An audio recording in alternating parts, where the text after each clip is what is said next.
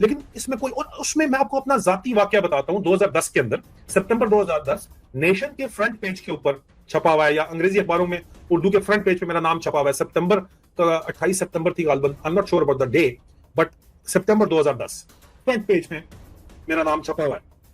मेरे ऊपर पहला आईडी ब्लास्ट होता है बाड़ा में, पेशावर में। मेरे 3 जवान जो है, मेरा ड्राइवर, मेरा जवान जो है, वो बेचारे शहीद हो जाते, कीमा बन जाता उनका यार। मेरे से आगे 3 गाड़ियां हैं, मैं हूं दरमियान में, पीछे भी हैं। Very traumatic incident. वहां पे एक फायर फाइट होती है। उसके बाद मैं 2 इनको पकड़ के लेके आता हूं, जो मिलिटेंट से दहशतगर्द हैं, फैसिलिटेटर हैं, उनको मैं पकड़ के ले आता हूं। उसके बाद मैं अस्पताल चला जाता हूं, क्योंकि मैं जख्मी होता हूं बहुत ज्यादा।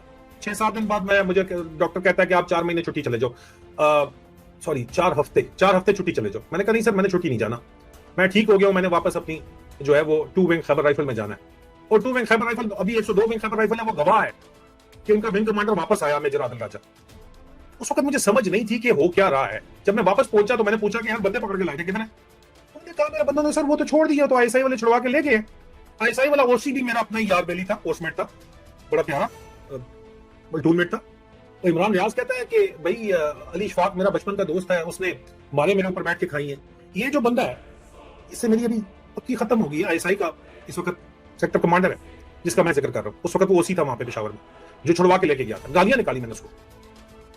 अब लेकिन उससे पहले उस बंदे ने मेरे ऊपर, जब गोलियां चल रही थी, तो मेरे आगे वो खड़ा होता था, मुझे प्रोटेक्ट करता था। उससे पहले पीएमए से लेके कप्तानी के जमाने तक उसकी मां मुझे रोटियां के नवाले बना के, जब तक वो अल्लाह को प्यारी नहीं होगी, मुझे खिलाती थी। जब मैं पेशावर जाता था तो उनके घर में मैं रहता था।